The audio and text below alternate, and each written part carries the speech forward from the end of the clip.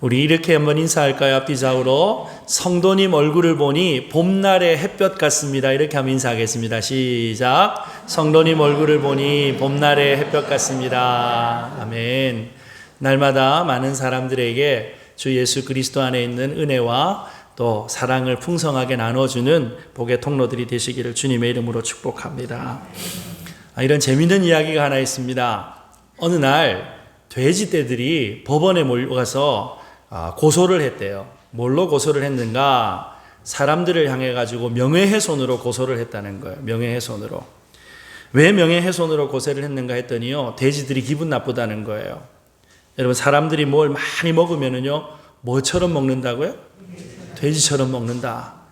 그래서 돼지들이 이렇게 얘기하는 거예요. 이거는 감정적으로도 잘못되었고 우리를 비하하는 것뿐만 아니라 과학적으로도 이거는 잘못된 얘기다 하면서 이렇게 과학적인 논거를 제시를 했다는 거예요.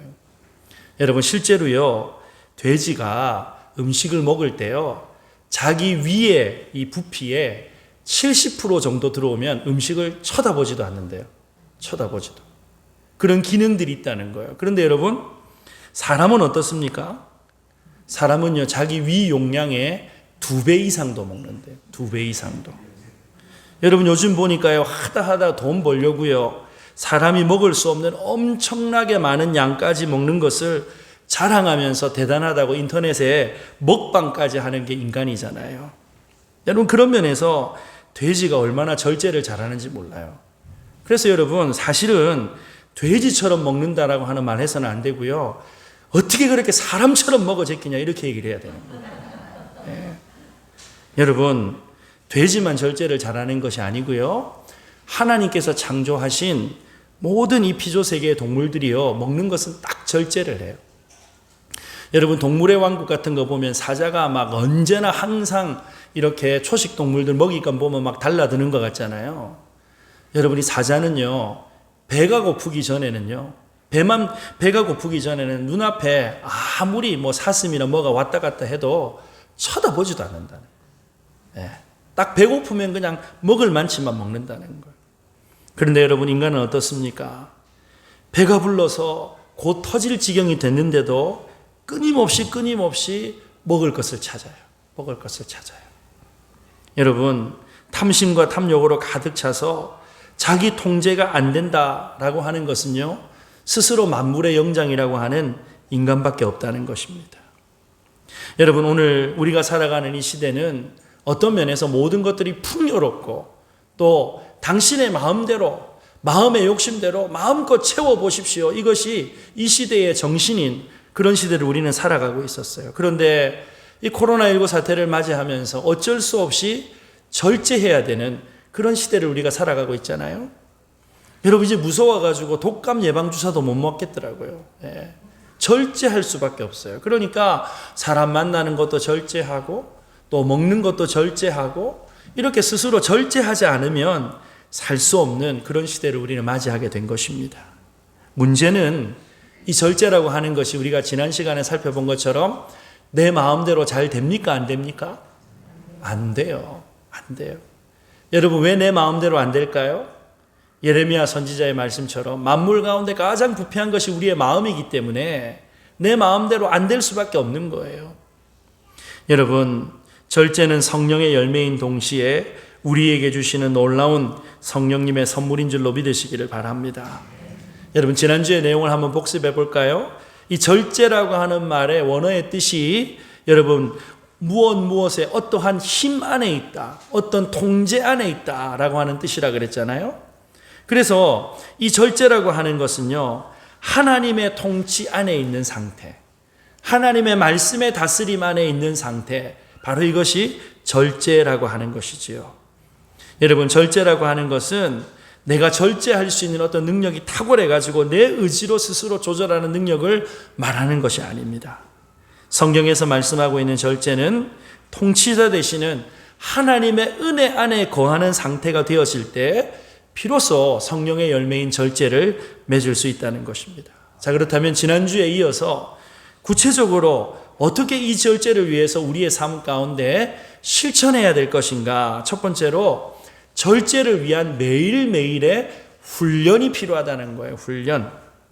여러분이 절제라고 하는 것은 우리가 하나님의 은혜 가운데 있을 때 맺게 하시는, 성령께서 맺게 하시는 열매이지만 동시에 우리가 성령님께서 우리를 통제하실 때, 우리를 다스리실 때 성령님께 반응하고 협력해서 훈련함으로 맺을 수 있는 열매다라고 하는 것을 우리가 꼭 기억해야 합니다.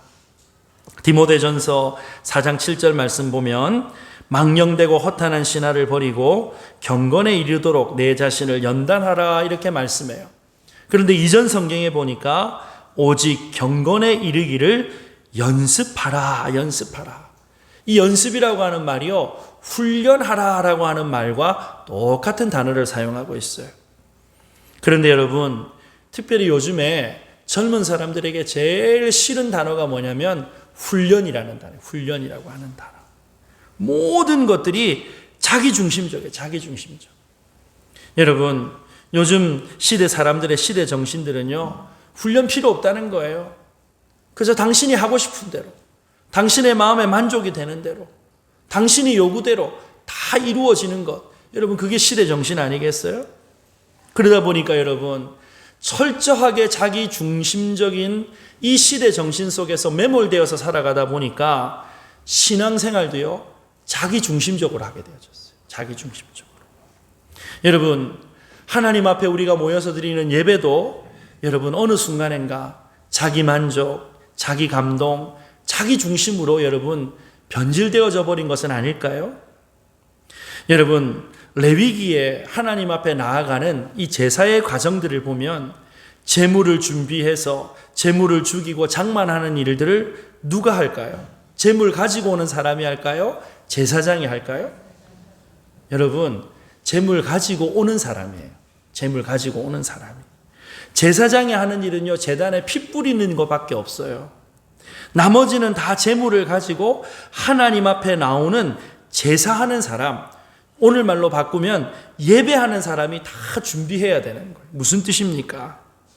하나님 앞에 나올 때 짐승을 죽여서 껍질을 벗기고 피를 빼고 각을 뜨는 것 같은 이 자기 희생, 자기 준비, 자기 드림이 예배의 기본적인 정신이라는 거예요. 그런데 여러분, 요즘의 예배를 보세요. 모든 것들이 예배에 나오는 이 성도들의 편의를 위해서 다 이렇게 다 서비스를 제공을 하잖아요. 예배라고 하는 말을 영어로 하면은 워십이라고 하는 말도 있지만 썬데이 서비스라고 하는 말도 있거든요. 그런데 여러분, 이 서비스라고 하는 말은 여러분, 우리가 적어도 주일날 나와서 예배 드릴 때 서비스라고 하는 말은요, 위로 하나님을 향해서, 옆으로 이웃들을 향해서 서비스하는 건데 어느 순간에 내가 서비스를 받는 대상이 되어버린 것은 아닐까, 우리가 한번 하나님 앞에 고민해 봐야 될 것 같아요.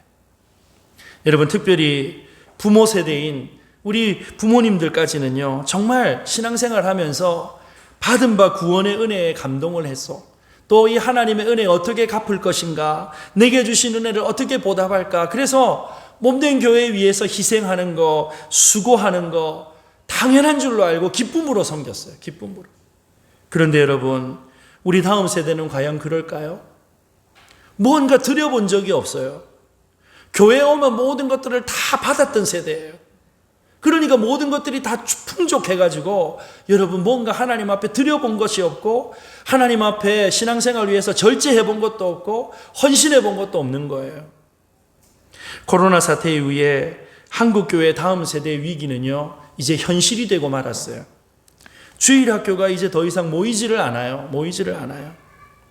여러분, 풍족한 시대를 살아가면서 하나님을 향한 헌신, 하나님을 향한 드림, 하나님을 향한 절제, 이 모든 것들을 잊어버린 우리의 민낯이 그대로 드러난 것이 아닐까요?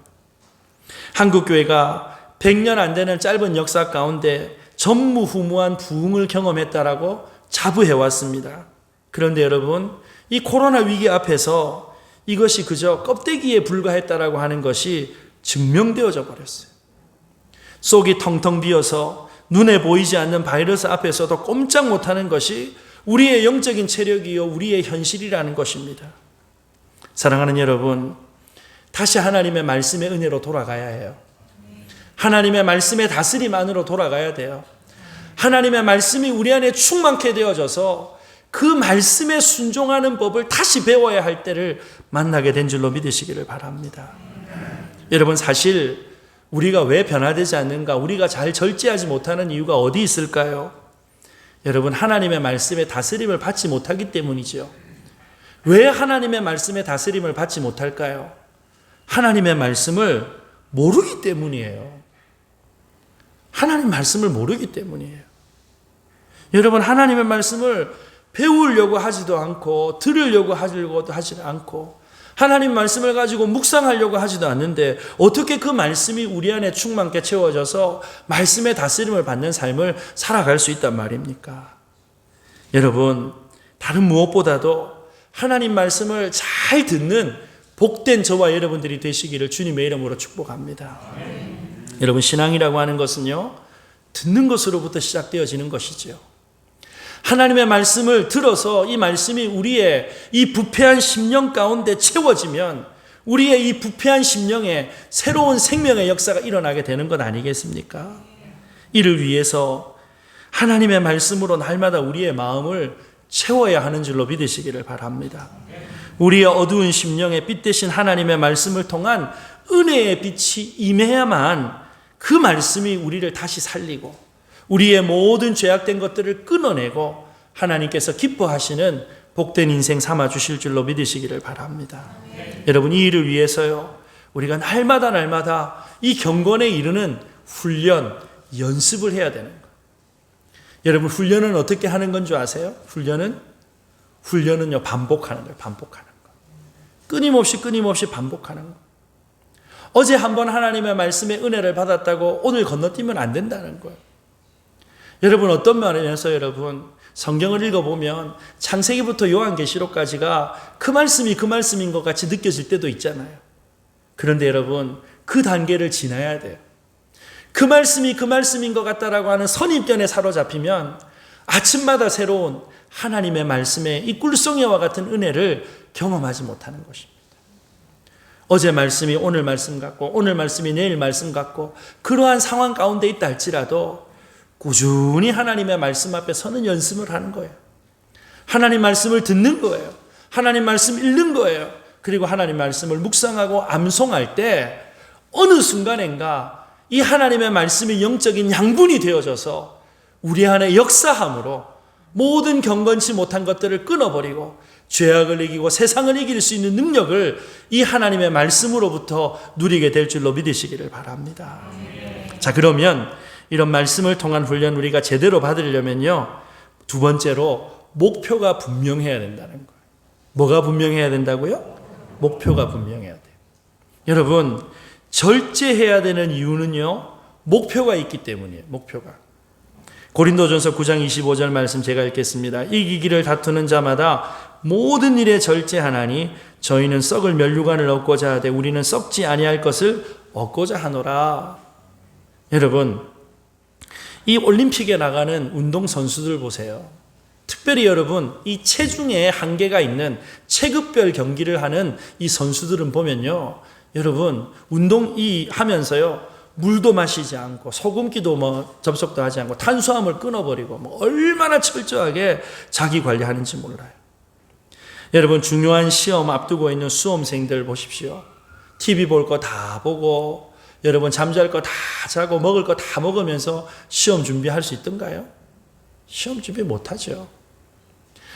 지난 주간에 TV를 그냥 우연하게 보다가 직업을 5번 바꾼 한 여자분 나와서 인터뷰하는 걸 봤어요. 이분이 전공은 미술을 전공을 하셨는데요, 경제 형편이 좋지 못해가지고 나중에는 자기가 작품 활동하려면 돈을 좀 벌어야 되겠다 그래가지고 은행원으로 갔어요. 그런데 이 은행 업무가 자기하고 안 맞다 그래가지고 시험 쳐가지고 항공사 승무원이 됐어요. 항공사 승무원 하다 보니까 이것도 별 좀 재미가 없어. 그래가지고요, 사법고시를 준비를 하는데 1년 만에 사법고시 패스를 해요. 그리고 나서 변호사가 되거든요. 변호사를 해보니까 내가 이 법을 집행하는 현장에 있어야 되겠다. 그래갖고 경찰 시험 다시 쳐갖고 경찰이 됐어요. 지금 또 뭐 준비하는데요, 세무사 자격 따려고 준비한대요.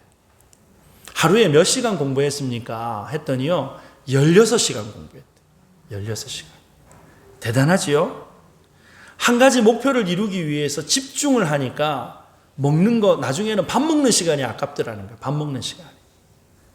여러분, 우리가 무절제한 삶을 살아가는 이유 중에 여러 가지가 있겠지만 근본적인 이유는 목표의식이 없기 때문에 그런 것은 아닐까 생각해 봅니다. 사도 바울이 우리 인생을 마라톤에 비유를 하고 있지 않습니까? 천국이라고 하는 목표를 향해서 달려가는 경기자들이지요.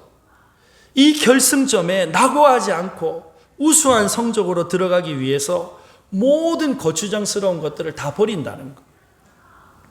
여러분, 이 마라톤 선수들 보니까요, 몸에 있는 지방 하나 다 그냥 빼버리는데 나중에는요, 빼다가 더 뺄 게 없으면은요, 여러분, 신발 무게까지 그냥 줄이기 위해서 애를 쓴대요. 신발 무게까지. 그런데 여러분, 실제로 고대, 이 그리스에서 열렸던 여러분, 고대 올림픽의 마라톤 선수들은요, 옷을 하나도 입지 않아요. 맨몸으로 뛰어요, 맨몸으로. 몸을 가볍게 하기 위해서. 여러분, 우리가 저 천국이라고 하는 내 아버지 집에 도달하는 이 신앙의 여정을 달려가는 동안에 여러분, 우리의 정신을 팔게 만드는 유혹거리들이 얼마나 많이 있습니까? 그런데 여러분, 천국이 확실히 있고 하나님 살아계신 것이 분명하고 이 구원이 우리가 절대로 놓쳐서는 안 되는 가장 고귀한 보물이라고 한다면 여러분, 목표가 분명한 인생인데 어찌 우리가 여러분 즐길 거 다 즐기고 돌아볼 거 다 돌아보면서 그렇게 무분별한 삶을 살아갈 수 있을까요? 여러분, 결국 우리가 절제할 때 집중할 수 있어요. 집중할 수 있어요.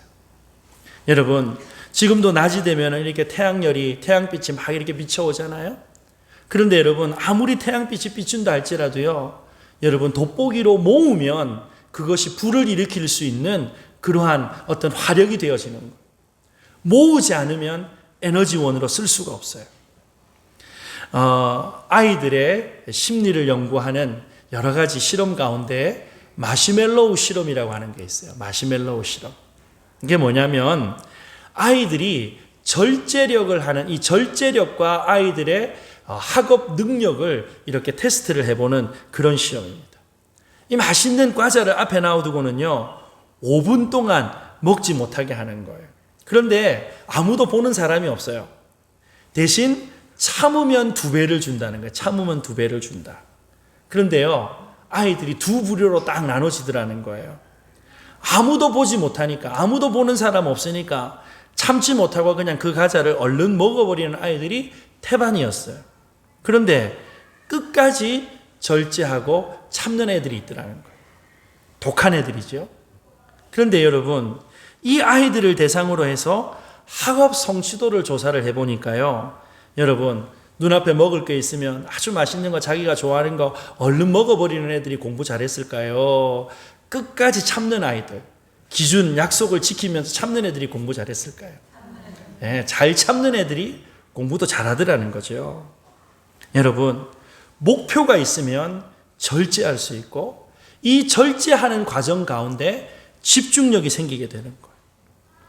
여러분, 운동선수들 자신이 정한 목표를 이루기 위해서 여러분, 남들 먹는 거 다 먹고 남들 노는 거 다 놀 수 없어요.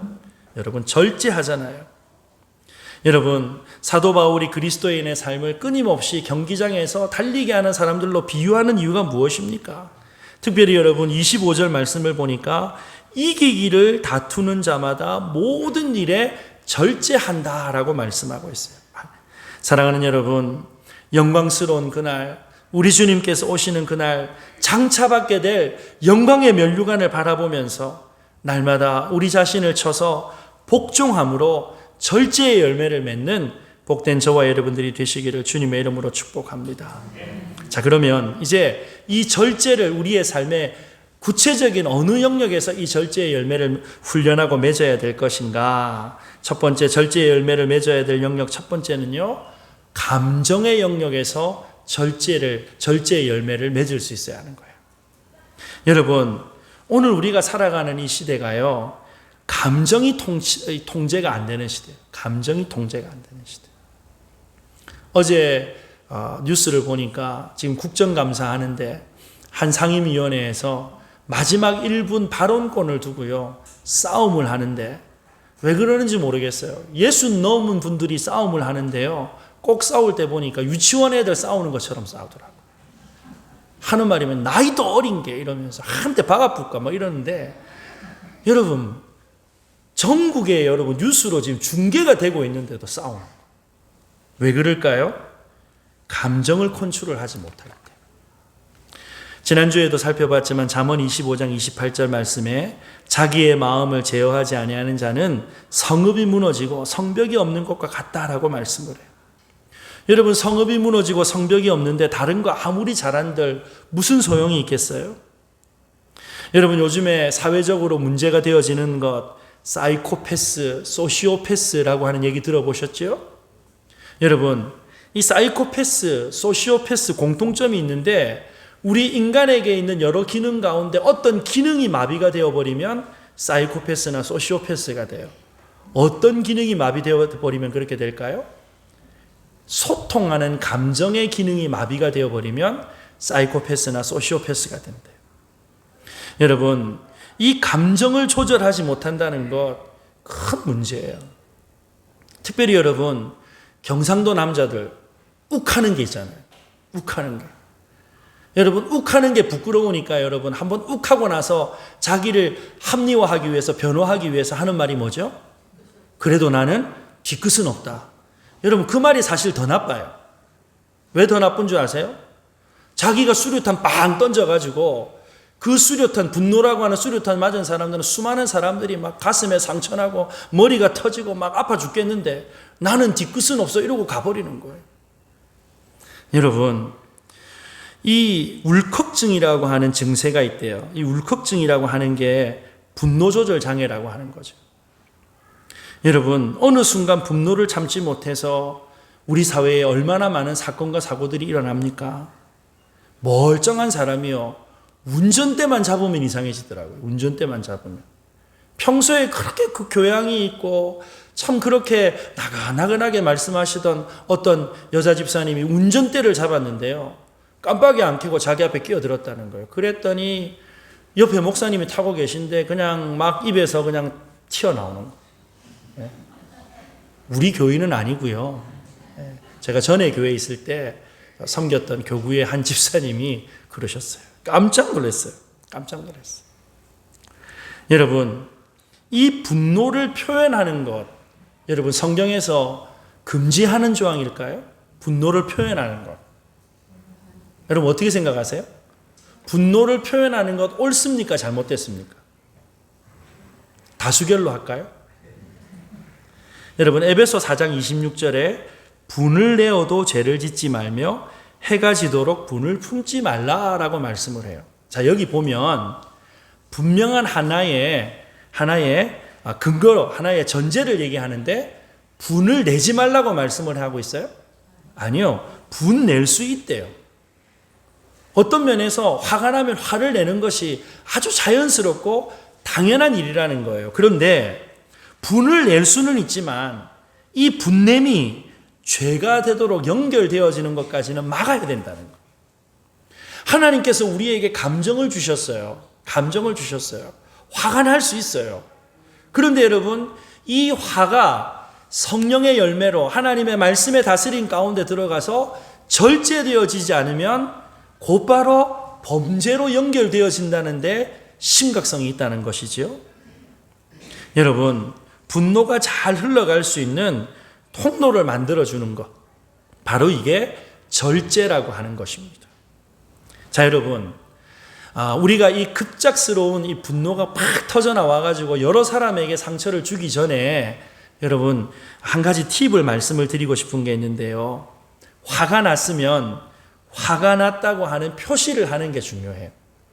내가 지금 화가 났어, 내가 지금 마음이 좋지 못해 라고 하는 것을 표현을 하는 게 중요해요. 표현을 하는 게. 여러분 그래야 상대방이 알잖아요. 여러분 결혼 생활하면서 제일 답답한 게 뭐냐면 화가 났는데 왜 화가 났는지를 모를 때. 보통은 여러분 여러 가지들이 누적되어져서 이렇게 화가 나겠지만 내가 지금 화가 났어. 그래서 여러분 이 상담학에서 대화할 때 I 메시지라고 하는 게 중요하다는 거거든요. 너 때문에 내가 화가 났다는 게 아니라 그 화가 난 원인을 상대방에게 돌리는 것이 아니고요. 일단은 내가 지금 마음이 좋지 못해. 내가 지금 마음이 불편해.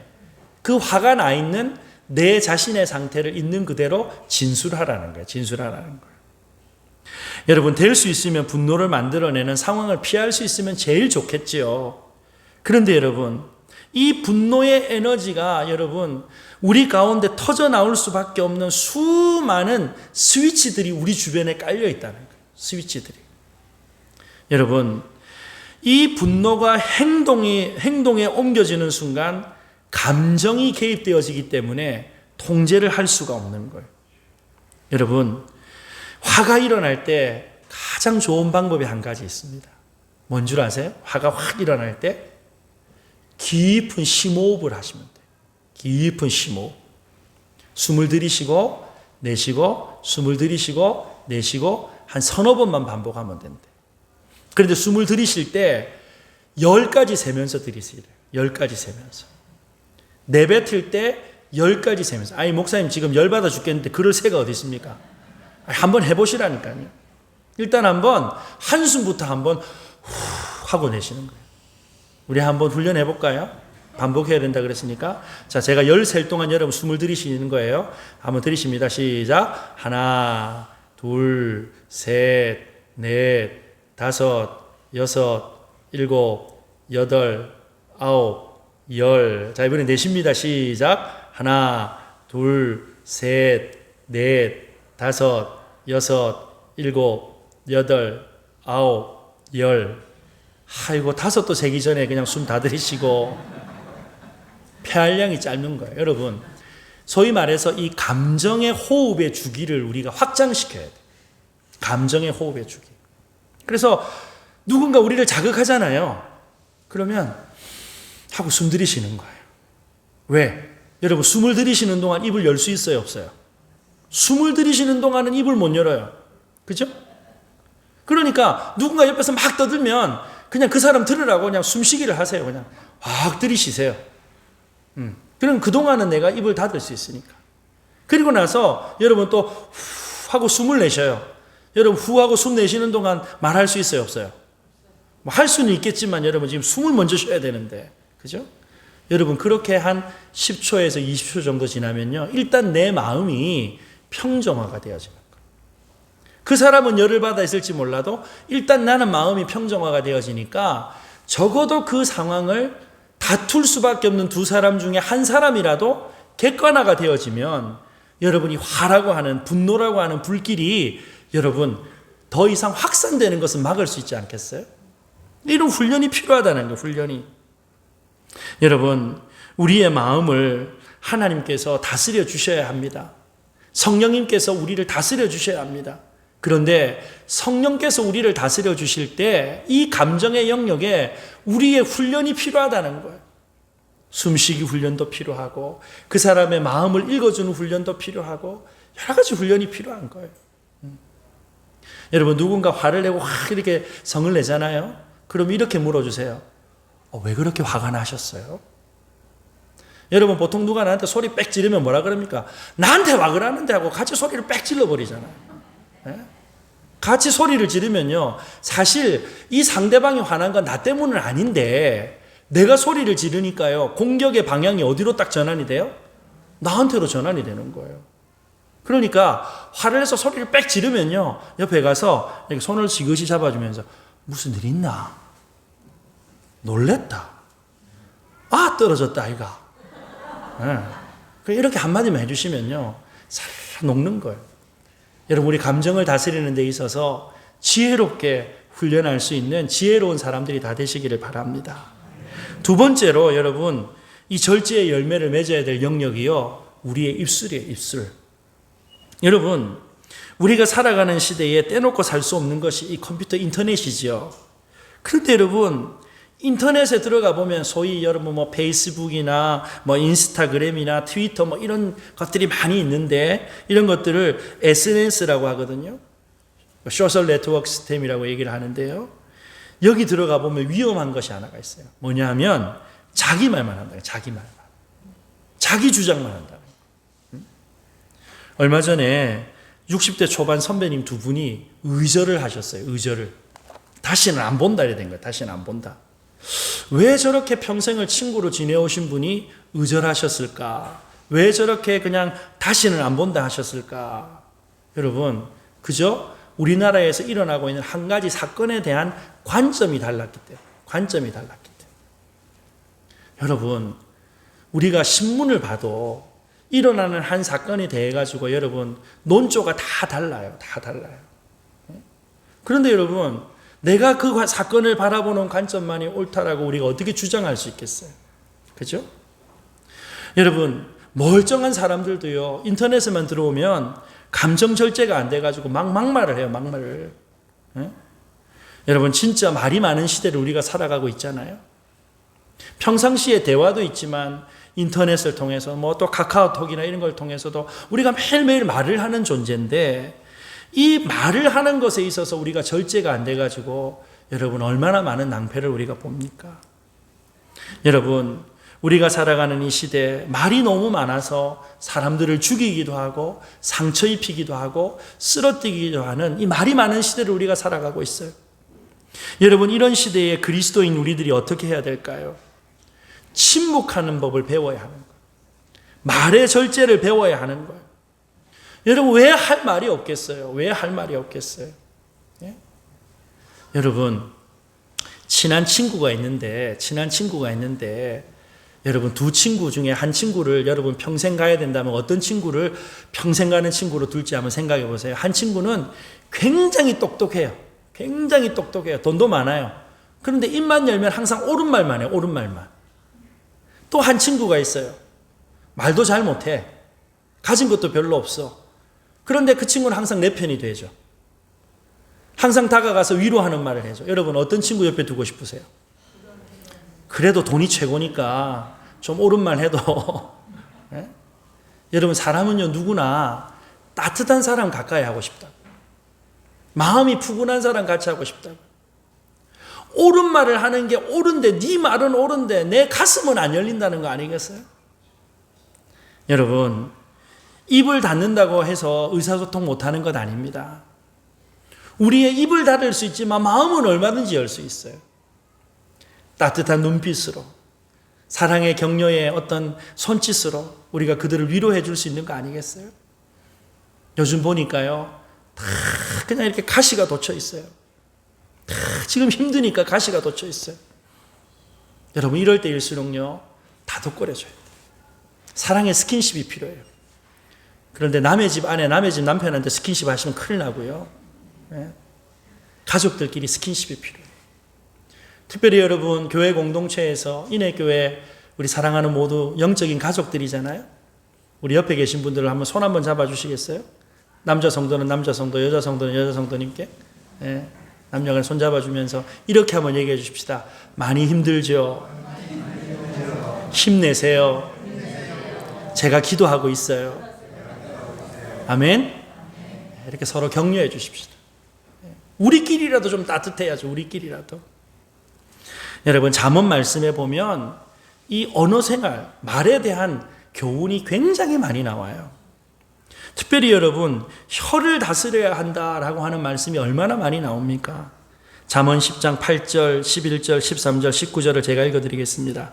마음이 지혜로운 자는 계명을 받거니와 입이 미련한 자는 멸망하리라. 의인의 입은 생명의 샘이라도 악인의 입은 독을 머금었느니라.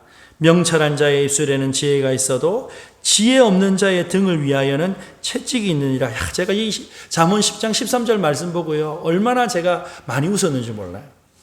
왜냐하면 제가 저희 어머니한테 등짝을 많이 맞았거든요. 제가 왜 그렇게 등짝을 많이 맞았는가? 지혜가 없어서 맞았던 거예요. 지혜가 없어서. 19절에는 말이 많으면 허물을 면하기 어려우나 그 입술을 제어하는 자는 지혜가 있다. 잠언 17장 28절에 미련한 자라도 잠잠하면 지혜로운 자로 여기고 그의 입술을 닫으면 슬기로운 자로 여겨졌느니라. 여러분, 미련한 자라도 입술을 닫고 있으면 뭔가 저 사람이 알아서 입술 닫고 있다고 생각한다는 거예요. 지혜자로 여긴다는 거예요. 입술을 닫으면 슬기로운 자로 여긴다라고 성경은 말씀하고 있잖아요. 사랑하는 여러분, 입술을 잘 다스리고 하나님의 성령께서 우리 입에 파수꾼을 세워주셔서 하나님 앞에 지혜로운 인생, 슬기로운 삶들이 다 되시기를 주님의 이름으로 축복합니다. 마지막으로 절제의 열매를 맺어야 될 영역이 물질의 영역이에요. 물질의 영역. 예수님께서 가르쳐 주신 주기도문을 보게 되면 오늘날 우리에게 무엇을 주옵시고라고 기도하죠? 일용할 양식을 주옵시고라고 기도를 해요. 자, 그런데 이 부분을 주의해서 들으셔야 합니다. 여러분, 여기 보니까 우리에게 일용할 양식을 주옵시고라고 하는 말은 일용할 양식을 주시는 분이 누구라는 거예요? 하나님이시라니까. 하나님. 우리에게 일용할 것, 오늘 내게 필요한 것, 여러분, 그것을 주시는 분이 하나님이시니 마땅히 감사하는 삶으로 살아가야 한다는 것을 우리에게 말씀하고 있죠. 여러분, 출애굽 시대에 하나님께서 광야를 헤매는 이스라엘 백성들에게 만나와 메추라기를 주셨어요. 그런데 여러분, 이 특별히 만나를 주실 때는요, 하나님께서 정해놓으신 원칙이 있었어요. 어떤 원칙이었죠? 그날에 필요한 양식만큼 주셨다는 거예요. 그날에 필요한 것만큼. 하나님이 내일도 주실 것이다라고 하는 믿음이 연약해져 가지고 내일 거 챙겨놔봐야 소용이 있어요, 없어요? 소용이 없어요. 단 안식일 전에는 이틀 것을 이렇게 거두을 수는 있었지만 나머지 날은요, 내일 거 거둬봐야 아무 소용이 없었어요. 무슨 말입니까? 이 광야 40년의 훈련은 하나님 주시는 것이 충분하다. 하나님께서 내 인생을 책임지신다. 하나님께서 내 인생에 일용한 양식을 주시는데 이것이 가장 충분한 것이다, 완전한 것이다 라고 하는 것을 배우는 과정이었다는 거예요. 여러분, 요즘에 젊은이들 보니까 한 방을 얼마나 많이 찾는지 몰라요. 한 방이면 된다.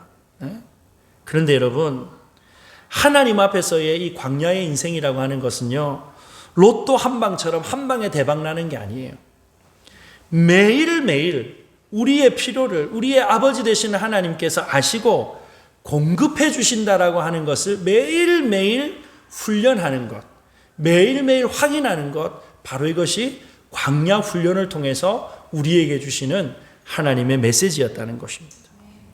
여러분, 아무리 먹을 것이 내 앞에 넘쳐나도 내가 먹을 만큼 취하고 나머지를 내려놓는 것, 절제하는 것 아니겠어요? 그래서 여러분, 이스라엘 백성들이 광야 40년 동안 배웠던 가장 중요한 훈련 덕목 중에 하나는 절제의 열매예요. 절제의 열매. 여러분, 오늘 우리에게 이 능력이 필요한 줄을 믿으시기를 바랍니다. 여러분, 절제하지 못하니까요, 내일이 두려운 거 아니겠어요? 내일이 불안한 거 아니겠어요? 그래서 어떻게 해서든 내게 없으면 남의 것을 빼앗아서라도, 사기를 쳐서라도, 도둑질해서라도 남의 돈에 있는 것을 빼앗아 창고에 쌓아 놓으려고 하는 것이 인간의 죄성이죠. 그런데 이것이 다 어떤 열매가 없어서라고요? 절제의 열매가 없어서라고요. 요즘에 보니까 라임 사태니 옵티머스 프라임 사태니 여러 가지 때문에 시끄러워요. 여러분, 이 모든 것의 근본적인 여러분 원인이 어디로부터 시작되어지는가? 절제하지 못하기 때문인 것입니다. 디모데전서 6장 6절에서 8절 말씀 보니까 그러나 자족하는 마음이 있으면 경건은 큰 이익이 되느니라. 우리가 세상에 아무것도 가지고 온 것이 없음에 또한 아무것도 가지고 가지 못하리니 우리가 먹을 것과 입을 것이 있은즉 족한 줄로 알 것이니라. 여러분, 먹을 거 있으십니까? 입을 거 있으십니까? 네?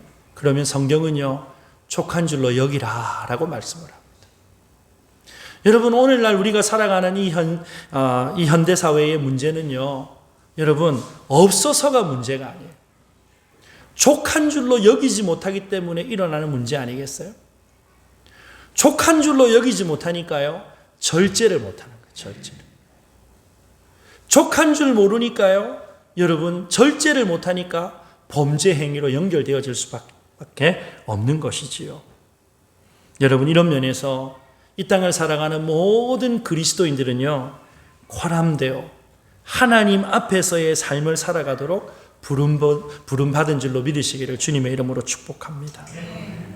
여러분, 첫사람 아담과 하와가 하나님 앞에 범죄했지요. 하나님께서 주신 것이 이미 충분하게 있는데도 불구하고 자족하지 못하고 절제하지 못함으로 하나님 앞에 선악과의 열매를 먹는 범죄를 범했잖아요. 그때 하나님께서 아담아 네가 어디 있느냐라고 물어보십니다.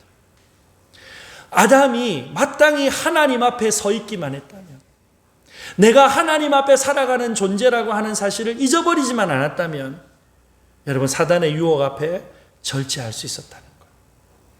하나님께서 이미 나에게 주신 것이 충분하다라고 하는 믿음으로 승리할 수 있었을 것이라는 것이죠.